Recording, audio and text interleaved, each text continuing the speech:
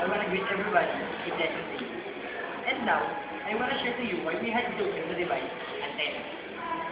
It is because, in our everyday life, electronic devices have already been installed for communication, and they use simple antenna.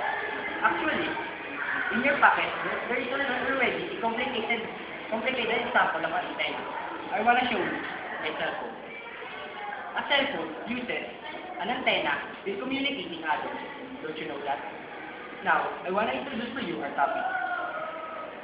Antenna. During the 1890s, there were only few antennas in the world. These rudimentary devices were primarily a part of experiments that demonstrated the transmission of electromagnetic waves. By World War II, antennas had become so famous that their use had transformed the lives of the average person via radio and television reception. An antenna is an electrical device which converts electrical current into radio waves and vice versa. It is usually used with a radio transmitter or radio receiver. In transmission, a radio transmitter applies an oscillation radio frequency electric current to the antenna's terminal.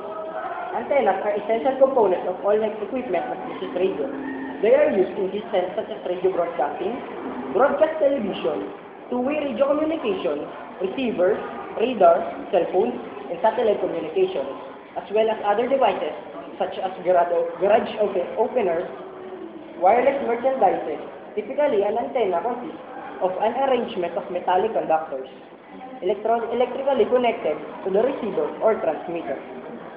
And a special type of antenna has already been said by me. It is a part of the cell phone because a cell phone has a unique type of antenna. It is a kind of antenna that can receive and transmit radio waves. Because as we know, we have television in our houses, also radios. Radios and television have a simple type of antenna. It's because they can only receive radio waves from transmitting data such as broadcasting centers. And they can send messages or data from their own antenna, unlike our cell phone. As we all know, messages had already been traveling around the world. It's because communicating with others is very important. And that is why we had chosen our topic, antenna, in our research paper. To each and every one of us, I'm going to report the origin of the word antenna. The words antenna and aerial are used interchangeably. In United Kingdom and British English-speaking areas, a rigid metallic structure is termed an antenna and a wire format is called an aerial.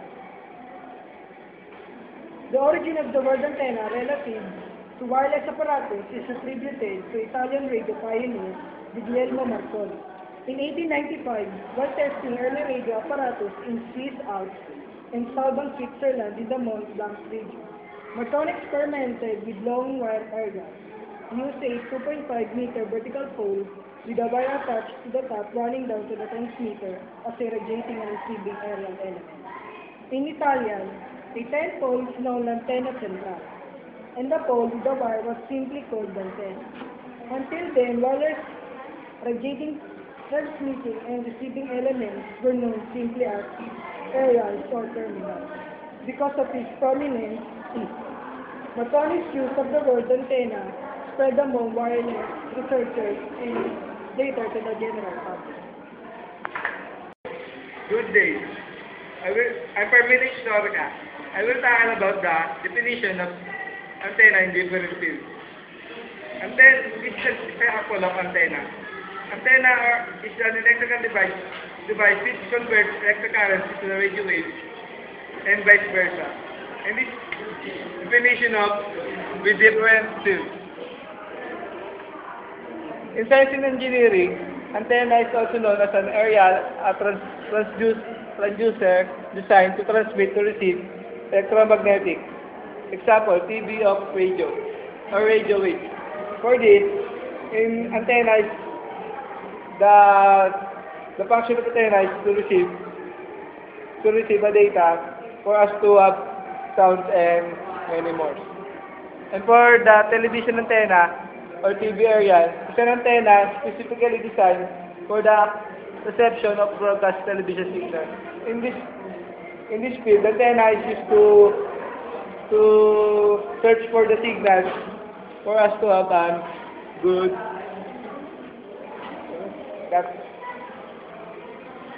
antennas galaxy. The name of two colliding galaxies, NGC 4308 and NGC 4039. And that's all. A pleasant day to everyone. A pleasant day to you. I would like to tackle about the overview of our topic, which is the antenna. First, let us define what is an antenna. Antenna is an electrical device which converts electric currents into radio waves and vice versa.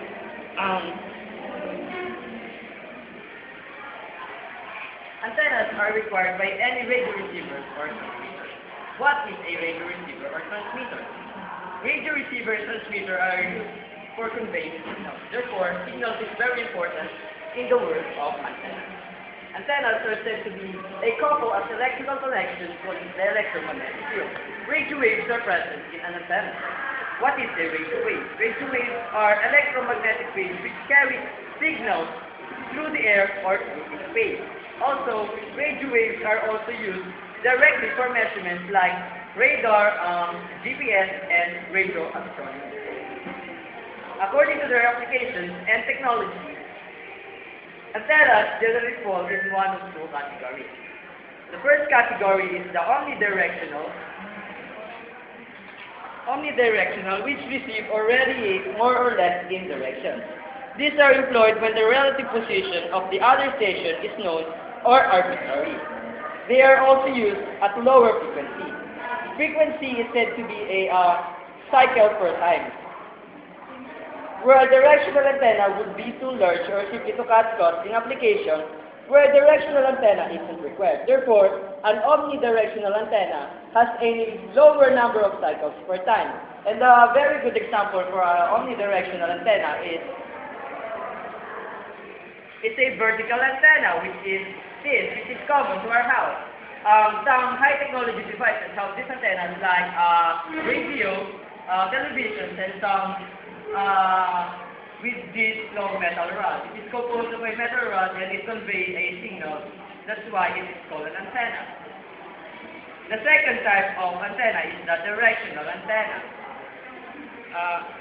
which are intended to preferentially radiate or receive in a particular direction of directional pattern. The most common antenna is the omnidirectional antenna. And generally speaking, all of us can already seen an antenna, and it is very important to use antenna for the high technology devices to use uplink in that. And the Renaissance representing again our group, which has the topic of antenna. Now, I will discuss you the elements when you are choosing a good antenna. We have only chosen three major elements in choosing antenna because it is the one that we understand the best of. One of these is reciprocity, another is parameters, and the last is resonance antenna. First, I will discuss to you about reciprocity, which came from the word receive, or the ability of receiving. It is a fundamental property of antennas that the electrical characteristics of an antenna described in the next section, such as gain, radiation, pattern, impedance, bandwidth, resonance frequency, and polarization. A necessary condition for above reciprocity properties is that the materials in the antenna and transmission medium are linear and reciprocal.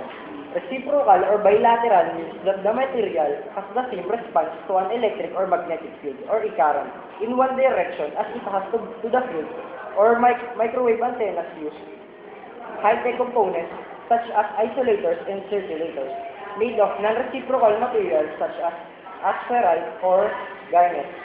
This can be used to give the antenna a different behavior on receiving that it has on transmitting. The ability of an antenna to receive data is very important. It is because that when you are going to communicate or to, if you want to get information that are very important in one's everyday life, you have to get a very good ability of an antenna in receiving, so that you will not encounter hassle in getting some ideas. And now, I am going to describe another segment or another part of choosing an antenna, namely parameters. Parameters is a type of quality of an antenna in which it is discussed in the ability or capability of an antenna in its wide range, or the range of the signal that it can receive. Antennas are characterized by a number of performance measures, which a user would be concerned within selecting or designing an antenna for a particular application. The antenna's power gain also takes into account the antenna's efficiency and is often the primary figure of merit. Resonant antennas are expected to be used around a particular resonance frequency. An antenna must therefore be built or ordered to match the frequency range of the intended application. A particular antenna design will present a particular feed point impedance. Now, the last quality of antenna is resonant antennas. Resonant antennas are qualities of antennas in which the antenna will have a quality called resonant frequency. Resonant frequency may come from the broadcasting centers, which is a very specific count of frequency that will only be read or received by a specific antenna. A great example of these are regions of soldiers, in which the enemy cannot receive the idea or the data transferred from the broadcasting centers of soldiers. It is a very important kind of antenna so that the enemies cannot receive or know any information or data from the soldiers, so that they cannot counteract or counterattack the plans being done by the soldiers on the field and soldiers on the planning department. Resonant antennas, while there are broadband designs for antennas, the vast majority of antennas are based on the half-wave dipole, which has a particular resonant frequency. A common misconception is that the ability of a resonant antenna to transmit or receive fails at frequencies far from the resonant frequency. The reason a dipole antenna needs to be fused at the resonant frequency has to do with the impedance match between the antenna and the transmitter or receiver. For instance, a dipole using a fairly thin conductor will have a purely resistive feed point impedance of about 63 ohms at its design frequency. Feeding that antenna with a current of 1 ampere will require 68 volts of RF, and the antenna will radiate 63 watts, ignoring of losses of radio frequency power. Now, I will explain this kind of quality, meaning that this conception of idea that the quality of a antenna called resonant antennas in receiving may fail.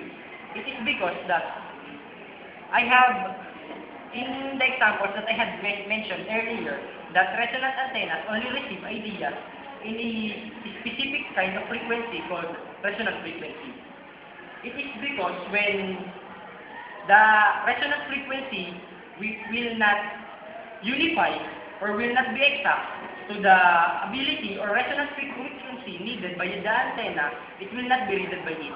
It is because the ideas or the data or information in the form of radio waves in the air will not be read or not be transcribed by the antennas or can be turned into electric currents in the circuit that will be transmitted to the ICs and transformed into maybe forms of light information or the virtual information that we can read or the sound information that we can read. Good day, ma'am. I am Teacher James Lucena, and I will report about the benefits of using antenna. The first benefit of antenna. Antennas are by default money savers because their job is to receive free TV. If you use cable or satellite and pay a monthly local service fee to receive local channels, then use an antenna. Cancel that service and save the fee each month. Broadcast stations are free. Why pay for them? It means that antennas are cheap and so affordable. These characteristics of antennas is made of most of the Filipinos nowadays. The second benefit of using antennas. Receive out-of-market channels. This only applies to you if you live near to two or more TV markets and can receive signals from both. If you can, then you have access to the free stations in that market. Where I see it being a benefit is in getting access to additional sub-channels and different news sports programming. The third benefit of using antenna. Get peace of mind. This applies mainly to satellite subscribers, but cable users shouldn't dismiss this benefit.